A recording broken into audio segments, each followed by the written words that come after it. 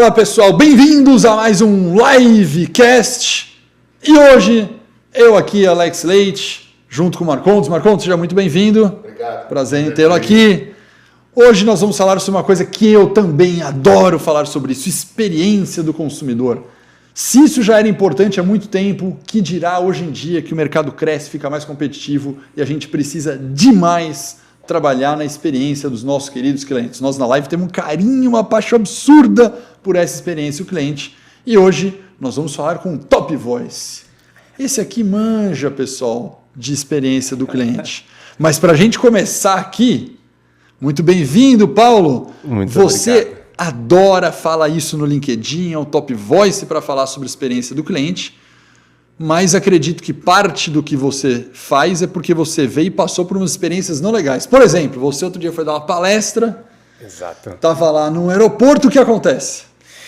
Exatamente. Bom, gente, obrigado, viu? Que bom estar aqui com vocês falando de um assunto tão delicado e tão importante, né? Para a gente que quer falar sobre a experiência do consumidor, né? Pois é, chegando no aeroporto, eu falei, vai correr tudo bem, que bom que vai ser mais um dia bom. Mas já teve logo no primeiro momento ali uma situação que me deixou... Já falei, poxa, hoje o dia não vai ser tão legal assim, né? Eu falei, teria que acontecer com uma pessoa que fala sobre experiência do cliente. Cheguei no meu portão de embarque porque o voo estava atrasado e eu fui pedir uma informação para a pessoa ali, exato. E, poxa, eu cheguei todo educado, todo ali contente com a minha viagem. Falei, poxa, estou indo palestrar num evento, que legal, né? Que bom vai estar com a galera, expectativa do que as coisas irão acontecer ali. Cheguei no portão 2 e perguntei para a atendente, falei, olha só, eu queria uma informação do meu voo porque está atrasado. Ela olhou para minha cara e falou assim, você não está vendo que você está no portão 2? Seu embarque é o portão 3, pergunta lá. Aí eu falei, gente, teria que acontecer com uma pessoa que está indo falar sobre isso, que ama falar de coisas... experiências positivas e boas e marcantes, e isso marcou de uma forma negativa. Eu falei, olhei para a cara dela, falei, tá tudo bem, acho que o dia dela não tá tão bom assim.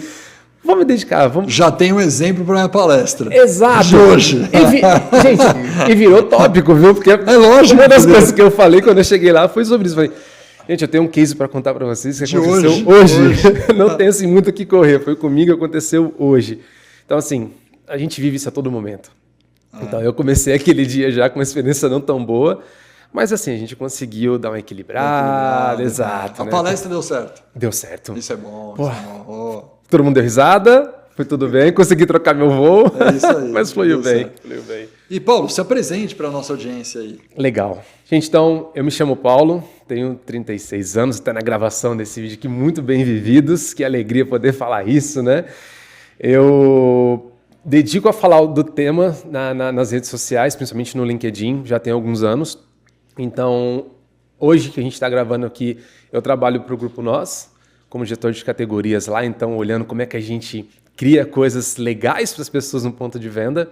Para quem não conhece o Grupo Nós, fala as duas principais marcas do Grupo Nós. Exato. É um Grupo Nós hoje é uma JV que olha para as marcas de Shell Select e OXXO no Brasil. Boa. OXXO, se fala OXXO. Se fala OXXO, marca vermelhinha que tu não conhece. E Shell no posto Shell lá, que tem o Select e tal. Você compra pão de queijo, compra lá. Boas experiências, um cafezinho quente, né? Pão de queijo. Exato. Eu trabalho para o time comercial lá como gestor de categorias do time comercial.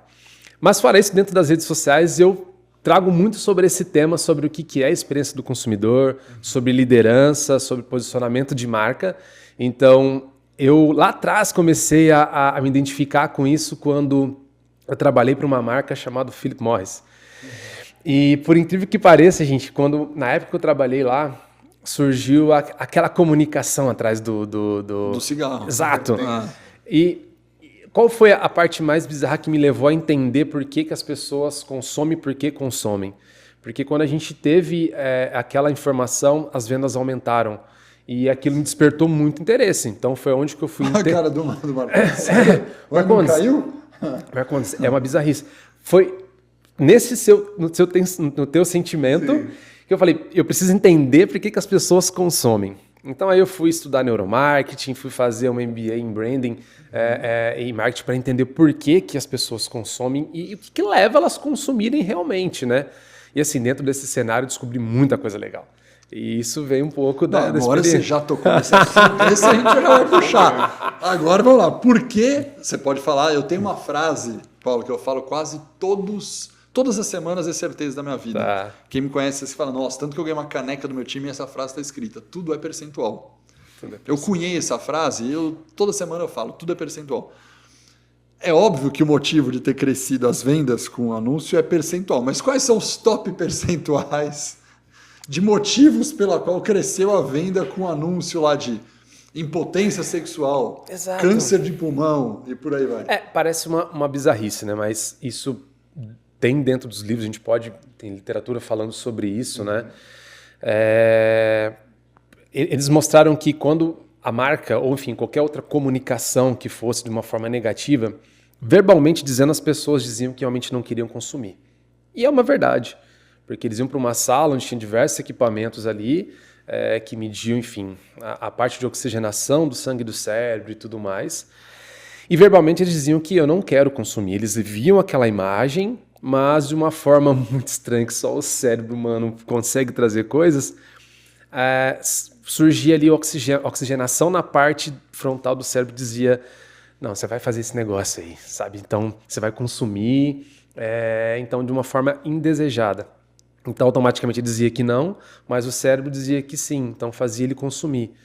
Fato é que Harvard diz que 95% das nossas escolhas elas são involuntárias. E é uma verdade. Prova que a gente consome o que consome, acha que está comandando tudo, né? Exemplo é quando a gente chega em casa com mais uma camiseta. A gente olha e fala, caramba, para que eu tenho mais uma camiseta? Eu comprei mais uma para quê? Isso é quando a gente linka toda uma estratégia de marketing, experiência de consumo, que você passou na frente de uma loja, aquilo te chamou atenção. Então, a gente, de forma involuntária, desses 95%, a gente foi lá, consumiu e levou para casa. É basicamente o que acontece com... Eu sou apaixonado por neurociência, né? Que legal. Estudo que nem louco, dou palestra de neuromarketing que também. Isso, cara. Eu adoro esse tema. Pô, eu tô falando com um cara aqui... Não, mas eu não sou formado, eu sou um apaixonado. Eu estudo isso semanalmente, faz uns 4, 5 anos que eu estudo toda semana. Falando bobeira pra um cara que entende. Não, mas falou tudo certinho. Essa informação, inclusive, tem alguns livros, né? Do Kahneman, do Rápido e Devagar. Ele tem uma página do próprio livro do Rápido e Devagar do Kahneman, que ele fala sobre os 95 do cérebro rápido e devagar.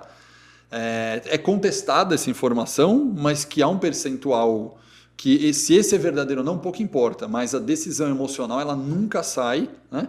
E explicando lógico, a gente pode falar de neurociência aqui do cérebro horas e horas, mas a própria dopamina, né, que é um neurotransmissor, esse neurotransmissor da dopamina, ele libera no teu corpo e ele motiva algo que o teu cérebro já percebeu que vai dar alguma recompensa para você. Né? E o nosso cérebro se enxerga na situação da recompensa antes de nós fisicamente. Então, exemplo, quando você está no shopping, é muito louco isso, porque já tem pesquisa de neurociência sobre isso. Você vê a vitrine, você vê a camiseta que você falou, se você, por exemplo, vou dar um exemplo, se você, por exemplo, é uma pessoa solteira que costuma sair de final de semana em baladas, na hora que você passa na frente da vitrine, você já se imagina na balada com aquela camiseta atraindo uma pessoa atraindo um target seu que você eventualmente quer ter algum relacionamento. E automaticamente, por fazer essa visualização na hora, a dopamina libera pela recompensa futura que você vai ter, e a dopamina dura uns minutos ali de impulso. Então você vai e compra. Tanto que existe um hackzinho de neurociência, ou de quem fala para os consumistas, que fala o seguinte, cara, você está no shopping, hoje vale para e-commerce. Se você quiser não consumir por impulso, coloca um post-it no celular, no cartão de crédito, escrito dê uma volta. E a lógica disso, que não é uma mentira, é verdadeira, é porque passa um pouco o efeito da dopamina, você passa o impulso do cérebro rápido, digamos assim, que vai tomar decisão um pouco mais emocional e bem menos racional, e passando o impulso do neurotransmissor, dá uma acalmada e você consegue não voltar. E é muito louco, porque, por exemplo, vendedora de loja, sem saber de tudo isso, recebeu uma instrução do líder de vendas falar o seguinte, não deixa o cara sair da loja sem fechar a compra. Porque ela já sabe que percentualmente, se você entrar na loja, ver a roupa, experimentar no provador e sair, que ela vai perder 90% das vendas, ela perde. Ou porque ela perdeu para a concorrência, mas principalmente que você não volta a consumir porque passou o efeito da dopamina. Exato. Então, por isso que mesmo não sabendo da neurociência, o vendedor de loja vai tentar deixar você não sair da loja. É algo que porque senão você perde o negócio do impulso. Exato, já está formatado numa técnica de um treinamento que eles... É isso aí. Tem um dentro do nosso negócio, eu ajudei a galera a construir a parte do treinamento de lojas, né? E eu costumo dizer para a galera que... Eu até brinco, eu falo, gente, nos treinamentos que eu tenho a oportunidade de palestrar, dizendo para a galera o seguinte, olha só, vocês precisam entender que eu faço uma analogia com a balada, como se fosse o target lá. Eu falo, gente, as nossas lojas, elas têm pensa então nesse formato. Eu estou então olhando para aquilo, então o nosso cliente está entrando, ele está sendo atraído por aquilo que ele vê. Então, automaticamente, é despertar os desejos que a gente tem de olfato, paladar, visão e tudo mais, né? Eu acho que tem essa questão de... Total. E aí onde a gente entra falando de experiência também, que está muito associado à estratégia de trade marketing. Eu acho que não tem como, porque quando a gente fala então da criação, por exemplo, de CX, foi uma mistura de psicologia, design, de marketing. Então, lá em 1990, quando a galera começou a olhar, falou assim, peraí, tem um negócio que dá pra gente misturar aqui, que vai sair como se fosse uma técnica, que não é, mas tem que fazer parte de toda essa espinha dorsal do negócio, né? Mas é uma mistura. Então, a gente está falando de design, a gente está falando de marketing, a gente está falando de sentimento, enfim, tudo mais ali. E aí, voltando na parte do treinamento, é automaticamente dizer isso para a galera. Gente, os nossos clientes, e isso não é só dentro do nosso negócio, o exemplo da loja de roupa, né? É como que eu sou atraído por isso aí. Eu confesso que eu caio nessa sempre, gente. Não, mas nós caímos, chama vieses cognitivos, tem uma lista infinidade, mais de 100 de tipos de vieses, e a gente cai no viés a toda hora, a todo momento, tranquilamente a gente cai num monte de viés. E eu fico ouvindo assim, aí eu começo a ouvir a pessoa... E mesmo eu sabendo, eu caio. Exato. E depois eu falo, caí, não caí, legal, caí, também quero cair agora, não tem problema. Exato, né? eu fico vendo a pessoa falar lá, tipo, usando esse monte de técnicas, ou não, talvez voluntária ou involuntária. Eu falo, gente, esse negócio, vai, continua, vai. Aí chega com aquela do cafezinho, senta aqui, toma um cafezinho e tudo mais. Aí a parte olfativa, tipo, nossa, tô me sentindo bem. Então começa a despertar uma série de desejos que a gente vai trazendo, remetendo a boas memórias, né? Eu falo, gente, a galera... Agora, o quanto disso dá para desenhar e o quanto é espontâneo? Cara, eu acho que, na verdade, tudo ele pode ser espontâneo no sentido de você vai levando o momento ali. Mas eu acho que tudo por trás tem uma técnica e ela é desenhada, muito bem desenhada. Exemplo, quando a gente fala do cheiro de café. Exemplo, a Dunkin' Donuts lá atrás, isso é um case conhecidíssimo, inclusive está dentro desse mesmo livro, que fala sobre a parte de por que consumir ou não o tabaco lá, né? E não fazendo apologia, gente, não fumem, por favor. Mas tem que ser desenhado. Então, exemplo, eles queriam ser líderes, porque eles já dominavam essa particularidade de donuts. Então, eles queriam ser líderes também na marca de café. Então, qual que era a estratégia do negócio? Como é que a gente briga com uma Starbucks da vida? As pessoas se movimentavam muito de metrô ali, de trem, né? Então, a ideia era linkar a parte toda sensorial, então auditiva com a olfativa. Então, toda vez que tocava-se uma musiquinha, que era como se fosse ali um slogan deles, enfim, um jingle deles, né? Eles sentiam um cheiro de café. Então, eles soltavam aquele cheirinho de café. Então, automaticamente, quando eles paravam na estação, eles davam de frente com um outdoor, sei lá, enfim, na estação ali, falando do café e tudo mais. Automaticamente, eles remetiam isso, o café, a marca, ia para a loja. Foi o que a gente trouxe um pouco para o Brasil, por exemplo, isso aí dentro das nossas lojas de conveniência de Shell Café. Hoje a gente tem dentro do Shell Café esse aroma de café, por exemplo, da pessoa estar dentro da loja e sentir esse cheirinho de café e despertar esse desejo de, nossa, por que não um cafezinho, né? Então, realmente, existe algo estudado por trás. E não somente a gente, por exemplo, quando a gente vai no shopping, uma Melissa da vida.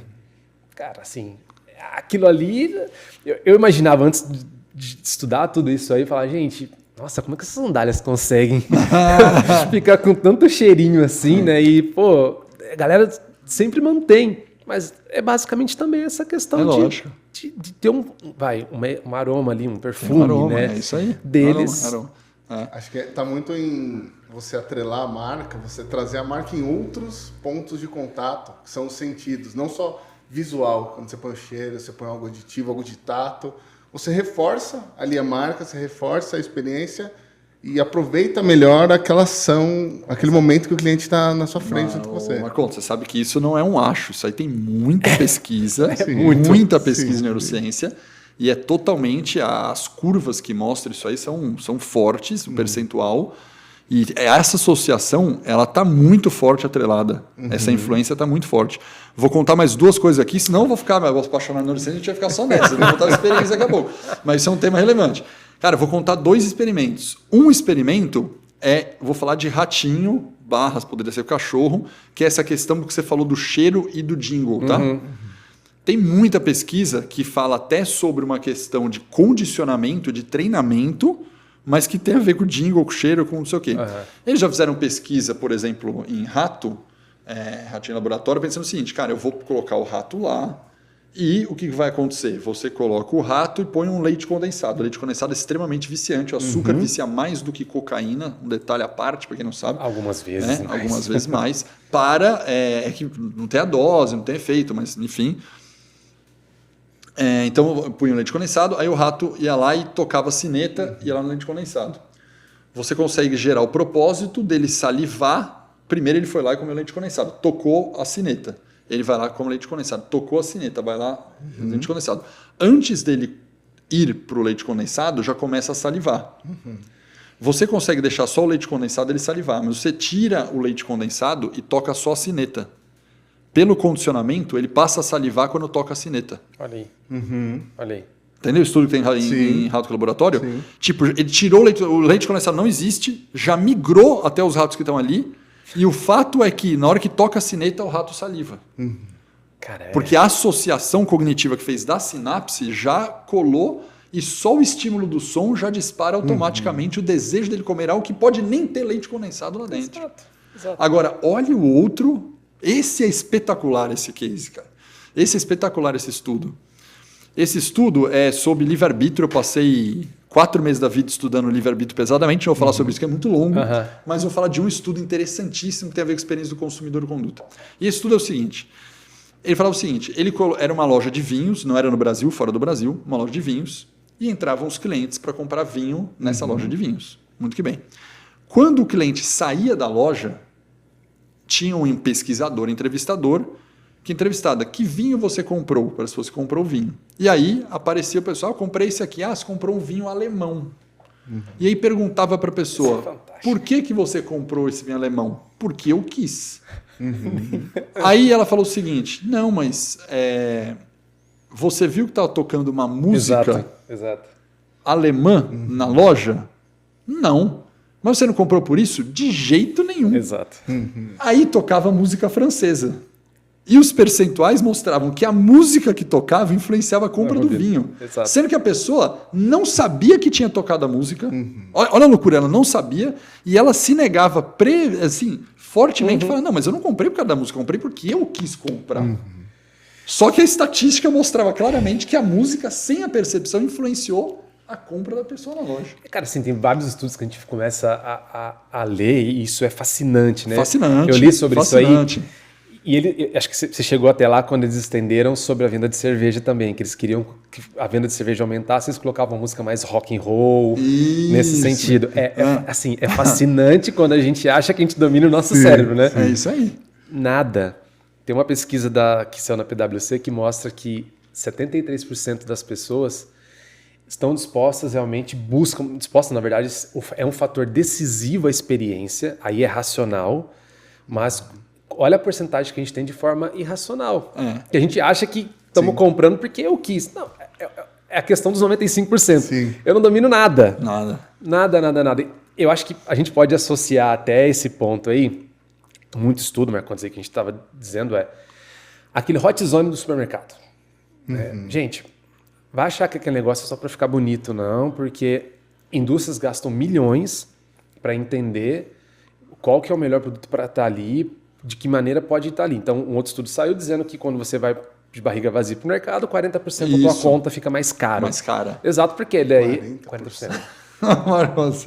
Então, quando você for no mercado, cara... Mas quando você está pensando hoje, cara, eu preciso sempre jantar antes de ir no mercado. Quando você for no mercado, come antes, come alguma coisa. Meio de meia, uma boa hora após o almoço. Cara, assim, é uma conta que não tem como, porque você tá movido ali pelas tuas emoções. Então, eu quero chocolate, ou pô, eu tô muito frustrado no mercado. Beleza, você vai fazer esse teste, vai estar muito enviesado, né? Mas começa de alguma maneira, talvez a tua esposa, você faz repara. Experimento com ela. Exato. A esposa vai ouvir isso aqui. Mas faz esse teste no mercado, quando ela tiver com algum sentimento mais aflorado, qual que é o sortimento de cesta que ela está comprando. Você pode perceber, quando é os sentimentos mais aflorados, aí tira as particularidades de TPM e tudo mais, enfim, tá mais estressado, você brigou com ela lá, enfim, né? Você vai ver que a parte de doce vai aumentar muito mais, porque essa busca, né, por um sentimento de alegria, então, sim, tá muito correlacionado.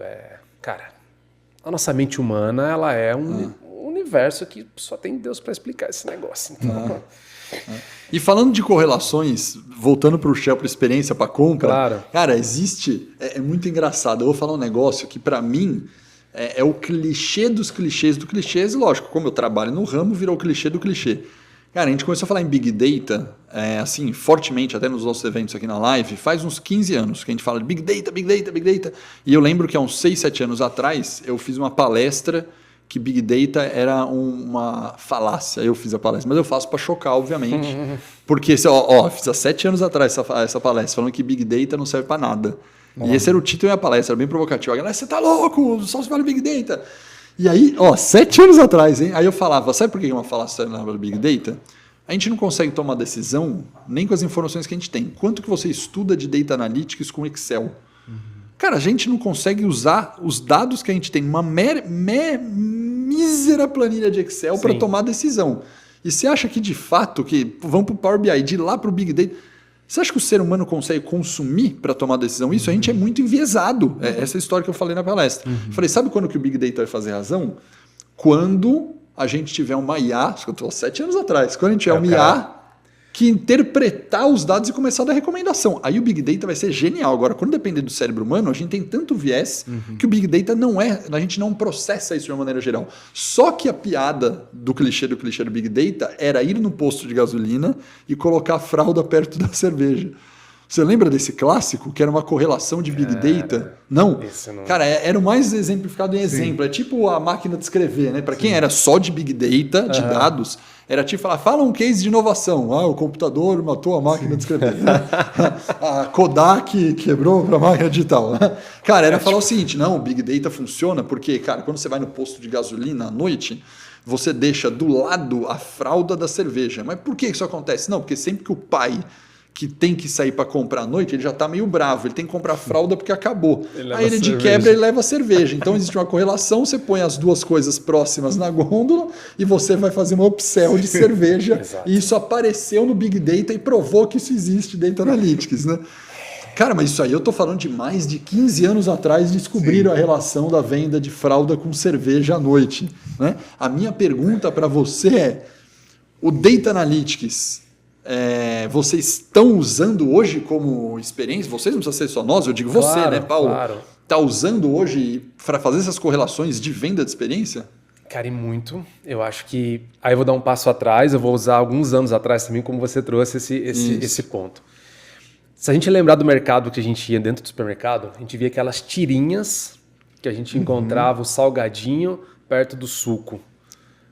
Ali é o tal do cross, que não tem jeito, e a galera realmente achava que, nossa, eu vou pendurar um negócio aqui que não faz muito sentido, né? Então, isso já de uma maneira mais superficial, se tinha muito ali fazendo esses cross, né? Hoje, com toda essa tecnologia que a gente tem, toda a informação, e de maneira ética, a gente consegue esses dados. Claro que hoje é ainda muito superficial, porque a gente precisa de uma fonte de dados muito mais coletado para tudo que a gente vai fazer. Eu digo a gente, todos os profissionais que falam de gestão de categorias e tudo mais, né? Então existe sim, porque hoje... E não é só dados, a gente olha por toda a questão de planograma também. Então quando você entra dentro de uma loja, seja ela as nossas lojas ou uma loja, enfim, dentro de um outro cenário... Supermercado, exato, etc. Existe um sortimento muito bem planejado. Ele não está ali à toa. Ele realmente, desde precificação, porque se você, por exemplo, você vai dentro de uma loja de conveniência, você vê um Trident lá, enfim, um chiclete que seja de um ticket, sei lá, de R$2, R$3. Aí você pega uma outra categoria, R$10, por exemplo. Aquele nunca vai sair. Então, ele tem que seguir mais ou menos uma ordem também ali, uma ideia de precificação aumentada também. Não dá só para ser. E, obviamente, as categorias precisam se falar muito. Então, exemplo, quando você vai numa geladeira de bebida não alcoólica, automaticamente você vai ver que virado para ela, isso se a loja estiver bem aplicado no planograma, Boa, isso aí. você vai ver que virado para ela tem algumas categorias que têm sinergia com bebidas não alcoólicas. Então você vai ver que tem um biscoito, tem ali um snack, alguma coisa nesse sentido que faz correlação com a bebida não alcoólica. Quando você vai para a parte de bebida alcoólica, aquilo que realmente conversa, vamos dizer assim, com a bebida alcoólica. Então você tem um snack salgado, você tem alguma coisa nesse sentido, porque é o fato de lembrar a fralda. Pô, eu tenho que lembrar da fralda, eu já vou lembrar minha bebida, estou de saco cheio já. É a mesma coisa de você lembrar. Então eu tenho a bebida, eu estou comprando minha bebida gelada, pô, mas eu preciso, vou comprar um snacks também para poder levar junto, enfim. Você vai fazendo essas ações de cross para poder realmente e facilitar. É por isso que quando a gente fala de experiência, aí tudo é envolvido, porque quer dizer, a gente não está falando de um tema só assim, não, isso é experiência, isso é CX. Está tudo relacionado dentro desse negócio, porque você facilita a jornada do shopper ali. Então, facilita você criar uma loja hoje que todo esse caminho, o trajeto que ele faz ali, ele tem a visibilidade do que ele realmente vai consumir. Vou pegando. Quantas vezes a gente assistiu um filme, a pessoa passando no mercado vai jogando para dentro, né? Eu quero isso, eu quero aquilo e tudo mais. Uma coisa sempre vai associando com a outra. Exemplo, no setor de commodity. Você vai ali do lado do café, tem o açúcar. Mas, pô, cara, do lado do açúcar teria que... Não, mas do lado do café tem o açúcar, porque você precisa do açúcar para fazer o café. É isso aí. Então, sempre tem essas correlações.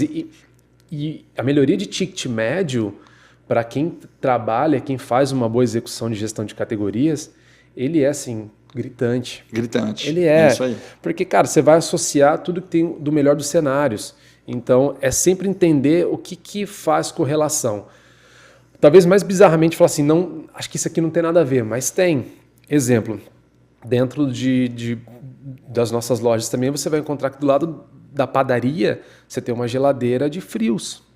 Então, tem total sinergia, né? Então, se eu quero um pãozinho, eu quero pegar também uma mortadela, enfim, alguma coisa.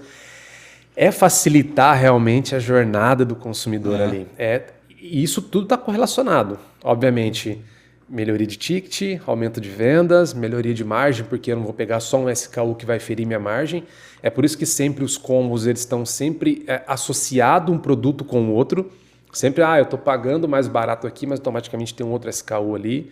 Então, sempre tem esse equilíbrio. O legal disso aí, por exemplo, falando da experiência, é que apesar da gente estar vendo do lado empresa uma lucratividade pelo ticket médio ter crescido como positivo, eu, como consumidor, gosto também de chegar lá, pego o pão, já pego o queijo. Exato. Para mim foi positivo. E, aliás, essa marcação, já que a gente está falando bastante de neurociência, do nosso cérebro, de eu ir numa loja sua que fica fácil de eu pegar o pão e logo pegar o queijo, a mortadela, ela faz com que eu repita inconscientemente a experiência de ir na sua loja novamente ao invés de outra, porque é mais fácil eu pegar a fidelidade da loja se dá pela experiência de facilidade de eu pegar o queijo e o pão fácil. Porque se eu tiver que andar em dois corredores, duas prateleiras muito distantes, nossa, ela vai dar trabalho, deixa eu passar aqui que é rapidinho, eu já pego o negócio. Então, a decisão final de qual loja você pega baseia na facilidade do cliente. Exato. Facilidade. Eu acho que as marcas hoje, quando a gente olha, as grandes marcas, eles estão balizados em 3 grandes pilares, né? Então, a gente pode falar de personalização, conveniência e emoção. Perfeito, hein? Então, personalização, conveniência e emoção. Por quê? Personalizar porque, cara, eu quero entrar lá no meu Netflix, então vamos falar de... Aí eu vou citar o exemplo, por exemplo, a gente está saindo de supermercado para falar de... Mas personalização, vamos falar... então um exemplo de algo personalizado. Eu quero entrar no aplicativo do McDonald's, eu quero escolher, tá tudo bonitinho, sugerido daquilo que eu vou fazer.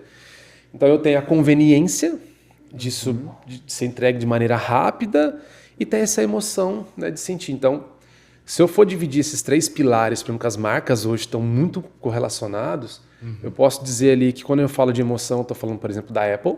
Cara, para mim é legal eu ter um celular da Apple, é emocionante eu ter aquele, o design dele é bom, isso é... Eu confesso que eu queria usar sempre o meu sem a capinha, viu, gente? Mas, exato, mas eu tenho medo de quebrar um aparelho tão caro. De cair assim, poxa vida, viu? Mas aí tem esse lado da conveniência, então aí eu posso trazer um outro exemplo de conveniência que é, a Amazon, por exemplo. É conveniente eu pedir hoje no site da Amazon comprar o meu livro lá. Eu entrar e comprar, consumir, enfim, ou qualquer app que seja de compra para entregar na minha casa, enfim. Eu estou navegando no Apple da Oxo lá, cara, estou pedindo aqui, isso vai entregar na minha casa em X minutos. Então, assim, isso é conveniente. As marcas que entenderem esses 3 pilares, assim, cara, é o que vão sustentar realmente se uma marca vai ter longevidade ou não. Acho que não tem um outro caminho da gente pensar que não seja por esses 3. Tá? Ainda mais agora, num caminho que a gente trilha, onde é tudo muito mais rápido, né? Onde se falar de uma marca ou não é muito mais rápido. Então, eu costumo dizer que a gente está a um clique de tudo. De tudo. Daqui... No término da gravação desse podcast, em questão de minutos, milhares de pessoas já estão vendo ali. Então, com um clique eu posso enviar isso para um monte de gente. E é um clique também eu posso falar sobre uma marca, enfim, dizer o quanto eu me senti feliz por ter aquela satisfação, essa emoção realmente, né, da marca ali. Eu acho que está tudo associado. Agora, você comentou uma coisa, você comentou os 3 pilares. E você também comentou sobre pricing, sobre a questão de preço. E não colocou como um 4º pilar aqui. É óbvio que eu entendi, minha pergunta vai ser sobre isso. Eu entendi que isso aqui a gente está falando de experiência. Claro. Óbvio, e eu super concordei com os 3 pilares, né? A pergunta para você vai ser... Porque você mesmo comentou, olha, se errar na categorização ali de um preço mais alto, mais baixo, tal, pode pôr tudo a perder ali, a venda e o ticket médio daquele momento. O quanto que você acha que a experiência hoje... é um diferencial competitivo que ele consegue acomodar o preço ou não? Você acha que tem diferença entre mercados ou o preço ainda é um grande negócio ou com a experiência você consegue sobrepor esse preço? Tem alguns estudos que mostram que... É que depende muito também, vamos tentar dividir isso aqui em algumas parcelas. Tem alguns movimentos que a gente encontra de cenário que a gente vive... talvez o momento do país, que talvez o preço vai falar muito mais alto, então eu estou buscando, talvez dependendo da condição que a gente está vivendo ali, algo por preço, mas de maneira geral, quando a gente vai para estudo, um exemplo, um estudo da PwC falou que 32% dos consumidores são impactados por isso, por uma experiência ruim, ou seja, uma má experiência não vai me deixar mais comprar aquela marca, então automaticamente estou falando de bolso, isso vai impactar diretamente no nosso financeiro. Outras pessoas falam que, dentro de alguns outros estudos, que 73% das pessoas esperam realmente por uma experiência boa e 43% dessas pessoas estão dispostas a pagar mais por uma boa experiência. Exemplo, o que vai diferenciar o café que a gente toma hoje na Starbucks ou que a gente toma, sei lá, na minha casa ou numa cafeteria XPTO que a gente vai tomar lá? Então... está muito associado isso. Talvez se a gente for associar preço, poxa, no lugar B que eu fui é muito mais alto o ticket do café ali. Exemplo, eu tenho um case para contar sobre isso. Boa. Eu moro na Liberdade. Eu amo aquele lugar, gente. Eu sou apaixonado naquele lugar. E próximo à minha casa tem uma cafeteria assim, que eu me encantei. O café dela não é o mais barato. Talvez o café dela não é já o melhor do mundo que eu tomei. Mas a forma que eles me atenderam, a experiência que eles geraram em mim, assim, me marcou. 100 metros dali, tinha uma outra cafeteria famosa, e quando eu fui nessa cafeteria, nessa que eu estou dizendo aqui, eu fui algumas vezes, tipo, na 3ª vez, a atendente me disse, vai o de sempre? Aí eu falei, vai o de sempre, tá de sacanagem, né? Como é que vai o de sempre? Ela falou, um frappé moca sem chantilly e um café expresso. Eu falei, cara, não é possível. Eu falei, como é que você está guardando esse negócio? Ela, não, poxa, eu guardei o teu pedido, não sei o quê. O que eu quero dizer com isso? Eu sou apaixonado no café vizinho lá. Eu sou apaixonado, cara. Só que o fato dela me tratar daquela maneira, eu estou falando de uma cafeteria que passa em torno de 1.000 pessoas por dia. Então a gente está falando de 30 mil pessoas médio no mês. Eu vou ali geralmente sexta, final do dia ou antes de ir para o escritório e sábado e domingo. Então assim, eu não sou uma figura que estou todos os dias lá. Quando ela me disse vai de sempre, que não é nada de mais, assim, um pedido, né? Nossa, eu quero uma banana split, sei lá, com 2 unicórnios em si. Não, cara. Então, isso me cativou. E quando a gente vai para os números mostrando que então, 43% das pessoas estão dispostas a pagar mais por uma experiência, que a gente tem 32% de todo esse universo que deixam de consumir uma marca por uma má experiência, isso é bolso, cara. Assim, quanto não impacta financeiramente para uma marca, né? Então, é muito pesado. É muito pesado. É muito pesado. Porque você comentou, até que você comentou, puxa, se fizer o preço, a gente... Não, detalhe, hein, pessoal, fazer um corte aqui importante, nós temos curso de pricing aqui na live, nós somos especialista marca no Brasil, os melhores cursos de pricing estão aqui, capacitação em precificação, então quem quiser pode entrar no nosso site capacitação em pricing, além de ter um MBA comercial e outros MBAs aqui também de experiência. Coisa boa. Mas, falando de pricing, a gente estuda muito lá no nosso curso, né? E é curiosíssimo, porque a gente estava falando de viés, você falou, puxa, tiver um preço mais alto ou mais baixo. Você sabe que isso também não é necessariamente uma verdade, né? Porque tem estudos mostrando que, de acordo com a técnica da ancoragem, a Starbucks faz isso, tá bom? E muitos outros fazem isso, de que, por exemplo, você pode vender mais ou aumentar o ticket sell colocando um preço maior propositalmente, mesmo que ele não venda. Então, vou tentar dar um exemplo bem simples. Você coloca lá o café. Pipoca, acho que não é pipoca e café é exemplo clássico. As contas da Netflix, por exemplo. Exemplo, pipoca e café é exemplo clássico. Tem lá o pacote, não vou acertar, mas por 20, 25 e 30. Só que o de 30 é o dobro do de 20. Cara. Você fala, cara, só o idiota vai comprar o de 20, que é o pequenininho, a pipoca pequena. Se eu vou pagar apenas R$8 a mais e ter o dobro de pipoca. Então eu vou lá e compro o dobro de pipoca. Nunca foi sobre ele, né? Nunca foi sobre ele. Aí você fala, pô, legal, então a estratégia de pricing faz sentido? O preço é um decisor? Mas na verdade tem uma âncora por trás disso aí, que é você colocar um preço maior. Tem um estudo no livro, inclusive, que ele fala que é super interessante, que ele fala da cafeteira, né? E falava que tinha uma cafeteira que vendia nas lojas de eletrodoméstico, aquela que vou inventar o preço, que eu não lembro mais os detalhes. Mas a cafeteira, vou inventar, custava R$350. E não vendia a cafeteira, que não vendia.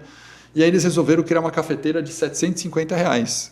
E a de 350 já não vendia. E aí colocou uma do lado da outra. E os benefícios da de 750 eram pequenos em relação à de 350. Dobrou as vendas da cafeteira 350. Caraca. Porque colocou uma outra cafeteira com o dobro do preço, com poucas vantagens. Então a ideia não era vender a cafeteira 750. Era apenas ancorar no nosso viés cognitivo do cérebro que aquela cafeteira barata vale muito a pena comprar. Exato. O custo-benefício. Cara, é incrível, cara. Você pega um chiclete, você pode ter para os dois lados, mas você pensa, você falou do Trident, tá, cara, legal, depende da lógica. Claro. Você pode pôr uma caixa de chiclete lá por R$25, você fala, pô, eu não vou pagar R$25, aqui vem 20 chicletes aqui com 10, o sabor é meio parecido, eu pago 3, eu vou no de 3 aqui, mas o cara leva o de 3 e não levaria nada. Vamos evitar perda, né? Aciona esse então, mecanismo. Como evitar perda, que é outro, isso aí chama sunk cost. Tem um nome específico de sunk cost, tem outro que é de evitar perda, que são viés cognitivos catalogados. Sim. Então, tudo isso. Esse é o da ancoragem. Eles são próximos, mas tem um tipo assim de. E as empresas estão diminuindo. A gente pega muito esse movimento que você trouxe de estragar o produto, né? Vou desperdiçar. A gente vê muito nas embalagens de bebida hoje, por exemplo, de energético. A gente vê essa redução muito que está acontecendo. Exato. Não vou tomar uma lata grande. Não vou comprar porque eu vou desperdiçar. Sim. Então você pega uma lata pequenininha e automaticamente com preço maior, por litro maior, exato, muito maior. Automaticamente nesse sentimento de, poxa, não vou desperdiçar, tomo tudo aqui. Isso aí. Exato. Agora, voltando, porque eu vou puxar isso com o que você falou de experiência do cliente. Na lógica, muitas vezes, a gente racionalmente acha que a gente está escolhendo por preço. Igual que eu falei da ancoragem. Sim. Você acha que você decidiu pelo um cálculo matemático de preço. Fala, pô, esse aqui é mais barato o ml do café de Starbucks, o grande, não o pequeno. Como eu sou esperto e racional e penso no meu bolso, eu pego o maior. Mas, na verdade, aquilo já foi uma indução da sua emoção de escolher o maior, e não porque o preço em si contava. Então, eu concordo com você. Eu acho que a experiência hoje tende a abocanhar muito cliente em relação ao preço, porque por mais que você ache que é o preço, no final das contas, você vai ser induzido a comprar pela experiência, mesmo que isso seja mais caro. Exato. E você se engana com o argumento, que você pode pegar nesses seus exemplos das 2 cafeterias, você pode falar, não, eu vou aqui, mas lá eu não escolho o frappuccino mais caro, eu escolho o frappuccino intermediário. Porque também, afinal de contas, eu não preciso de um frappuccino com chantilly, doce de leite, Com tudo que e Nutella. Para mim, só o frappuccino com chantilly tá ótimo. E você se cria o argumento que você pagou mais barato nessa cafeteria, mas no fundo você está indo por causa da experiência. Exato. É um exemplo que eu trago para a galera dizendo o seguinte, por que me leva a sair da minha casa e tomar um café se hoje eu tenho a facilidade de pedir um café em casa? É a experiência, não tem um outro caminho, porque... Tá bom, o que me faz sair da minha casa, chuviscando, que eu quero passar ali na cafeteria. E olha quantas histórias que a gente vê hoje, escuta na verdade, de pessoas que tiveram bons momentos relacionados a lugares. Então, poxa, a gente teve, por exemplo, dentro de um caso, dentro de Shell Select, por exemplo, que teve um casamento dentro da loja de conveniência.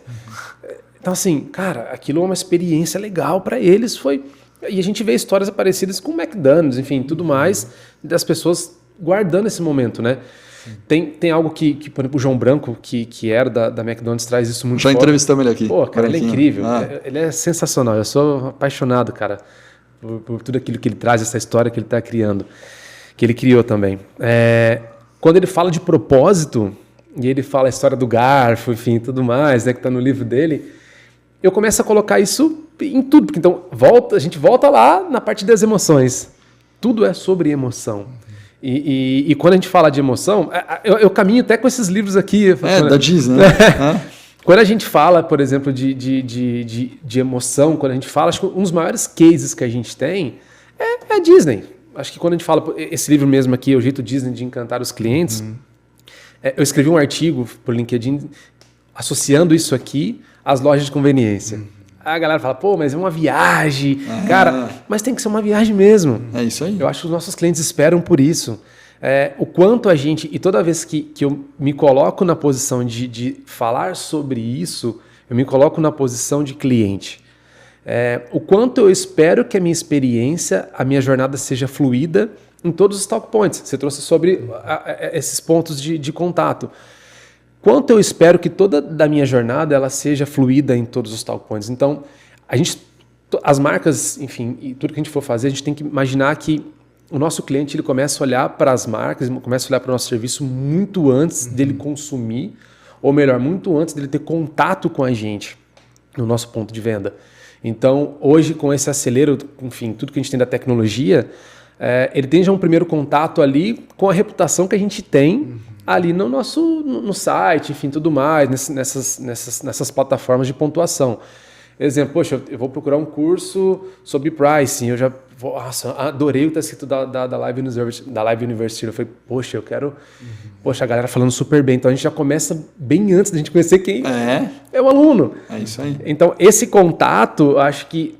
Então tem que ter esse cuidado, realmente mapear toda a jornada dele, toda a jornada. Desde o contato na rede social, o que as pessoas estão falando sobre. Lembra que eu falei de um clique? Então, para mim, a marca está um clique de uma promoção ou de um desastre dela. Então, do que dali para frente ela está trazendo. Então, eu começo a correlacionar as coisas. Exemplo, esses dias eu não sabia disso, tá?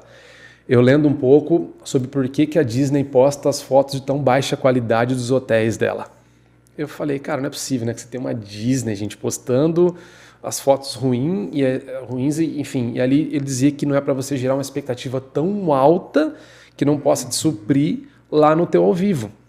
Eu acho que então tem que ter essa associação. Exemplo. Isso eu não sabia também. Achei interessantíssimo. Exato, cara. Você diz que a própria Disney postando. Exato. Eles postam algumas fotos de baixa qualidade.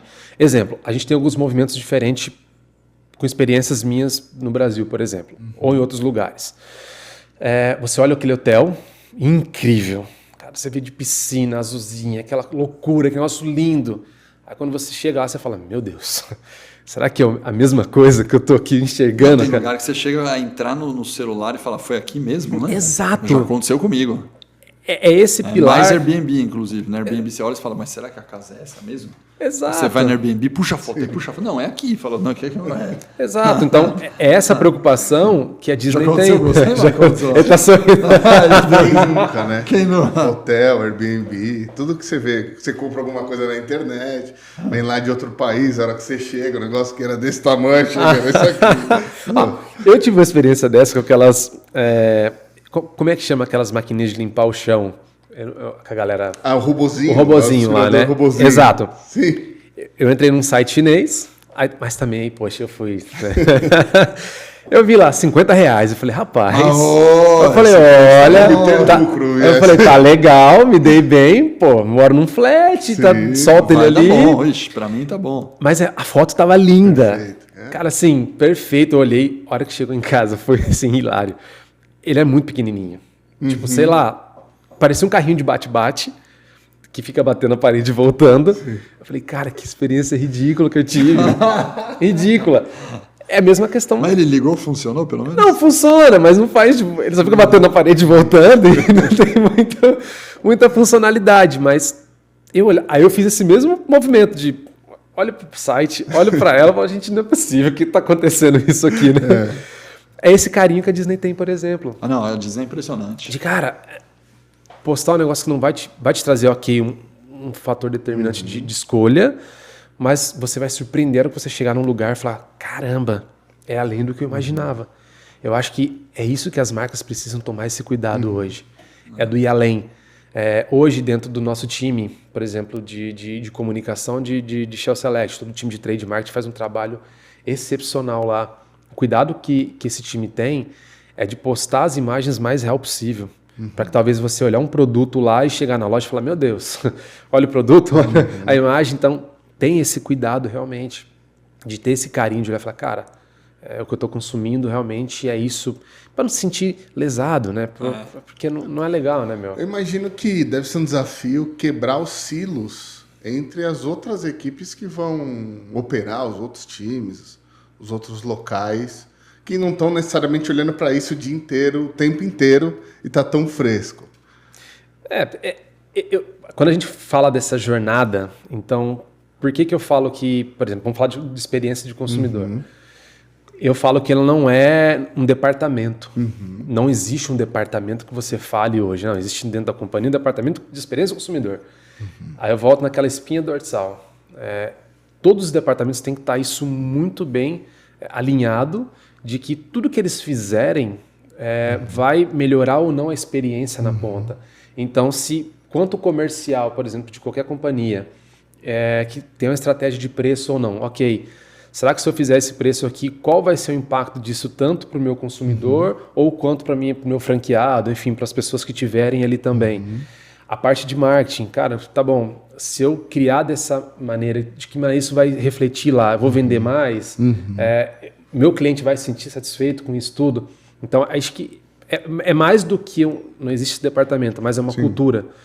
E quando a gente fala de cultura, aí eu posso dizer que tem que ser uma companhia voltada para a cultura de pessoas, voltada para a cultura de cliente. Não dá para a gente pensar em nada de experiência se a companhia não tiver uma cultura voltada para os clientes. O que me chama muita atenção? Quando a gente fala, por exemplo, de Amazon, a Amazon ela tem aquele modelo de trás para frente, né? Tudo que eles vão fazer, eles começam esse modelo de trás para frente.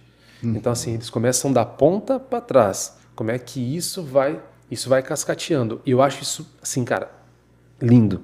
Porque se a gente começa a pensar, primeiro da maneira que as coisas têm que ser lá na ponta, e eu vou cascateando isso para trás, obviamente que a conta precisa fechar, que tudo isso é estruturado, mas quando a gente olha desse pilar de trás para frente, entendendo que, primeiramente, do consumidor, todas as outras áreas elas estão muito bem associadas com isso.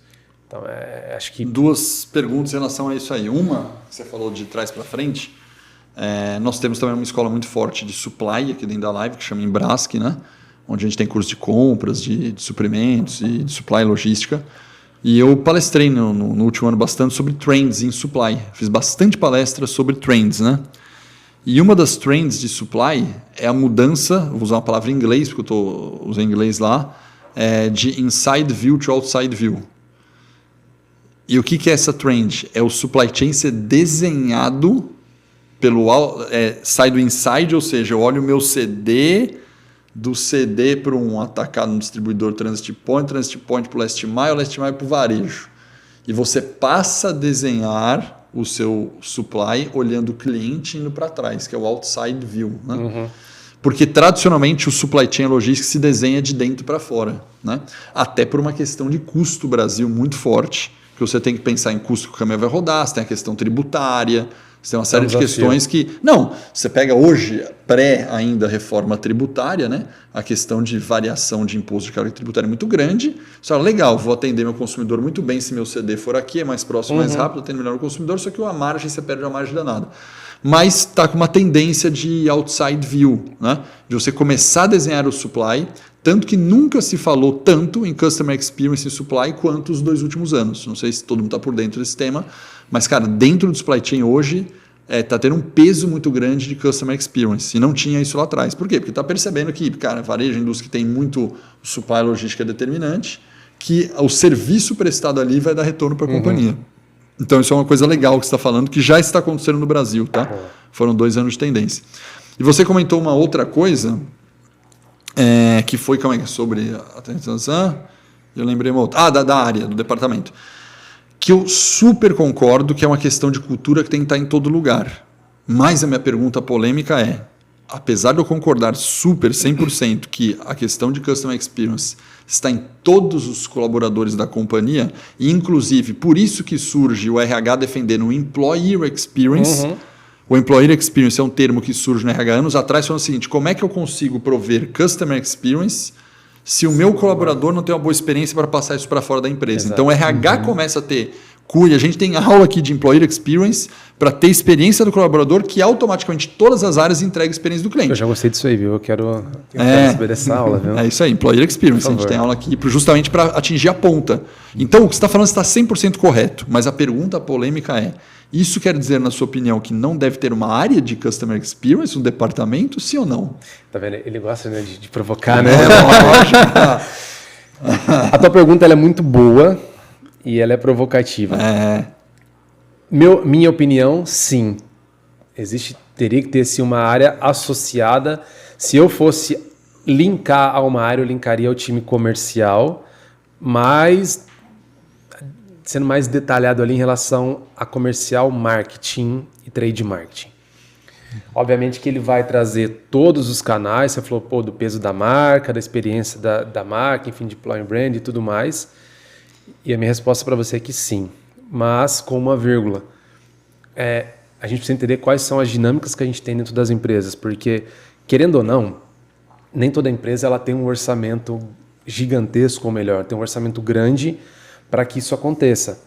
Então, se eu tiver um orçamento disponível para isso, é o melhor dos cenários. Perfeito. Eu acho que a gente precisa realmente ter uma área dedicada a isso, olhando para isso, mas linkada a todas as outras áreas, porque não tem como ela ser um departamento sozinho e eu, quanto comercial, por exemplo, de uma companhia, eu só jogar lá e falar assim, então agora você cuida aí da experiência do consumidor e o preço da lata de cerveja é R$300, vai lá.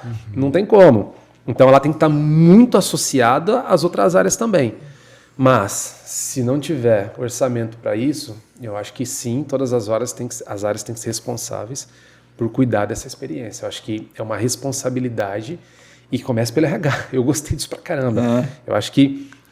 Aí eu volto para a cultura de pessoas, de clientes. Eu sou o maior defensor da minha marca. Então, isso aí. Então, assim, se hoje eu não vendo isso, se eu não falo sobre a minha marca, como é que eu vou criar uma estratégia para que realmente eu consiga vender mais? Não dá, porque daí você vai entrar aquele desenho acho que do Pica-Pau, né? O Celso, a vida, né? Aquele ursinho lá, né? Então, você não tem nem ânimo para criar um negócio. Então, eu acho que é ganhar o time dentro de casa, realmente, para que a gente tem estratégias, mas te respondendo, se tiver orçamento, sim, acho legal. Porque eu acho que, na minha opinião, o que você falou, se tiver orçamento e estrutura, eu acho que tem que alguém tracionar, né? Eu faço algumas associações muito interessantes desse dilema que eu conheço para vários departamentos. Vou citar alguns. Inovação. É um clássico. Fala, tem que ter área de inovação? Tem que ter área de inovação. Outro clássico é PMO, Você fala, puta, eu preciso ter uma área de PMO, de projetos na minha empresa. Todo mundo toca projeto, mas se não tiver uma área de PMO... No fundo, o que eu acho?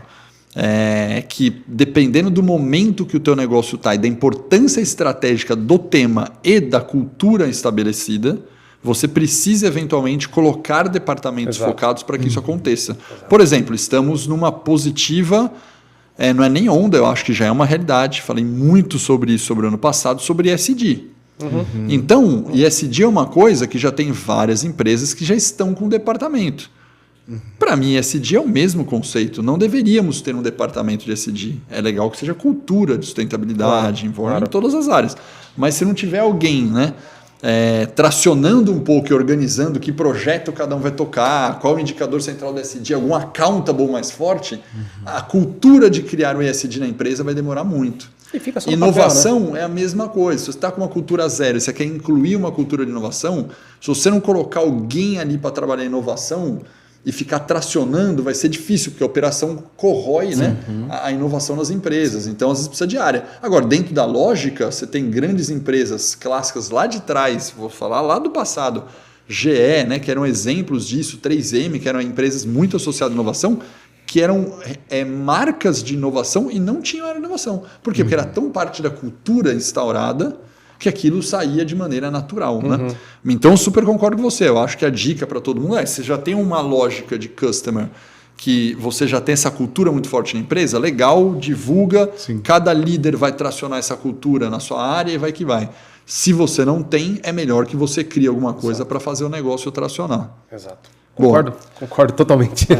É isso aí. Eu acho que é algo que tem que estar enraizado, realmente. É isso, tem que enraizar, porque que é um caminho sem volta, eu não tenho dúvida, né? A experiência faz muita diferença. E é necessário, cara. Necessário. Assim, não é mais uma estratégia, é necessidade. É isso. Aliás, tem uma que eu estou fazendo bastante, que não sei se você concorda comigo, né? Eu fiz um resgate histórico de estratégias corporativas, tá? E aí eu peguei lá na década de 80/90, surge como grande marco de estratégia corporativa 5 forças de Porter. Para quem não lembra dos 5 forças de Porter, é aquele que tem, cara, 5 fornecedor, consumidor, aí você tem o lado do fornecedor pressionando, o lado do cliente pressionando, produto substituto e novos entrantes, e o concorrente no meio. E o que se falava em Porter lá atrás, né? Década de 80, 90? Quando eu falo 80, 90 é quando surgiu o Porter. Depois de uns 10 anos que surgiu, para as empresas começarem a colocar no ar, né? Mas naquela época se falava o seguinte, Porter é a melhor estratégia, porque se você encontrar setores, segmentos em que você tem menos concorrência, menos entrantes, menos fornecedores te pressionando e o cliente vê você como o melhor, você consegue uma margem melhor que você pode cobrar mais caro. Bom, então a sacada de Porter entre em nichos específicos que você tem vantagem competitiva. E se você, como presidente CEO da empresa, fizer isso, tua empresa decola. Passam-se décadas, surge uma nova chamada VRIL, né? Que é RBV, Research Based View. O VRIL fala sobre recurso e competência. Fala, não, esquece Porter. Não tem nada a ver esse negócio do setor que você atua.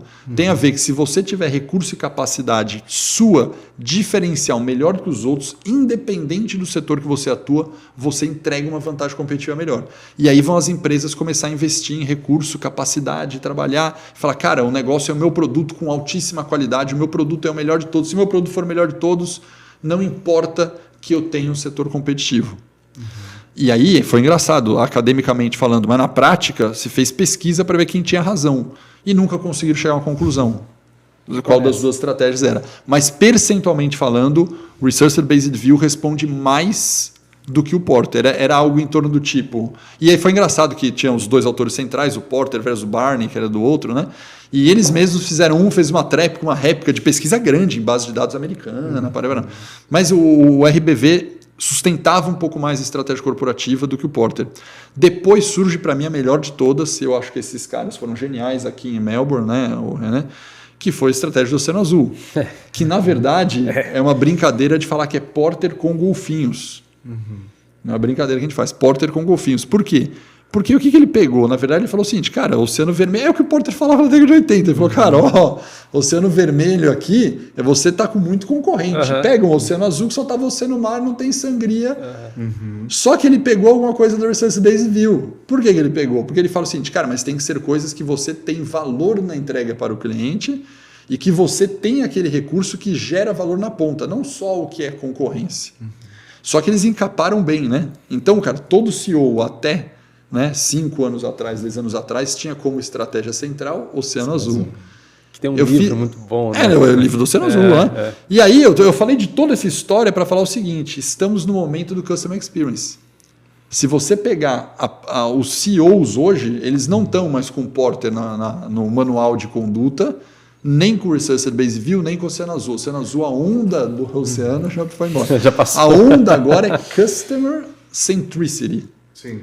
Essa é a onda. Então a gente está vivendo uma década agora que a onda de experiência do cliente, de centralidade do cliente, é que está tá o grande regimento aqui. E, de novo, a minha resposta como estudioso, todas as 3 estão certas. Não dá para você excluir. E, na verdade, está entrando mais... Se completa. Na verdade, a besteira que algum CEO vai fazer, e aí a minha brincadeira, é ficar escolhendo entre uma e outra. Você pode até ter negócios que se assimilam mais umas a outras. Evidente, vou pegar o exemplo que você falou de companhia aérea com uma má experiência. Independente da experiência, eu nunca serei um acionista de companhia aérea. Por quê? Não porque eu não gosto. Cara, as margens são muito apertadas. A variação do diesel, que não é diesel, querosene aéreo, do dólar. Cara, é muito complicado e é um mercado da aviação que tem margem espremida.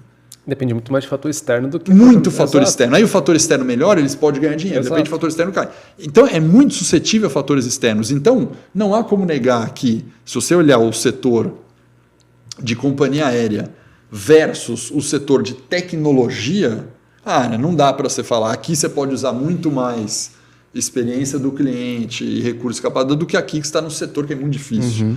Mas a sacada é, combine as estratégias, só que Customer Centricity veio para ficar. É a estratégia do momento, e se você não incluir isso como diferencial competitivo, você vai ficar fora do jogo. As empresas estão fadadas a morrer. É isso, não tem saída. Não tem como.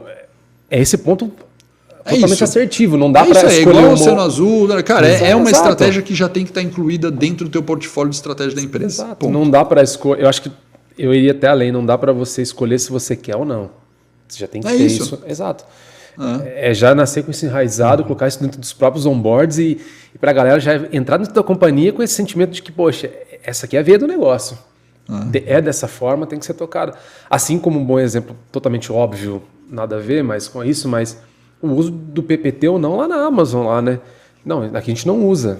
Então, acho que é uma questão de ser dessa forma. Cara, o nosso direcionamento é esse. A gente é direcionado a user experience, enfim, a customer experience. Eu acho que tem que estar isso enraizado, tem que estar na veia, as empresas precisam respirar isso todos os dias.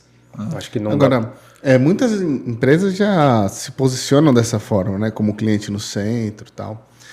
Mas como que a gente consegue ver se a empresa está elegível ou não a ser chamada como uma empresa que aplica isso? Porque eu posso falar e proporciona ali uma péssima experiência. Né? Posso trazer isso como discurso, como estratégia, como valor da minha empresa, mas na prática não entregar. Que eu vou fazer um paralelo só porque eu falei de SD. Para SD tem até um nome, chama greenwashing. Greenwashing. Né? Que é você falar que é SD, mas na verdade você não é greenwashing. A mesma lógica é uma boa pergunta. Como que você acha que você fala, você diz que é, mas é de fato? Cara, hoje, com esse acelero que a gente tem das redes sociais, não tem como você maquiar o negócio hoje.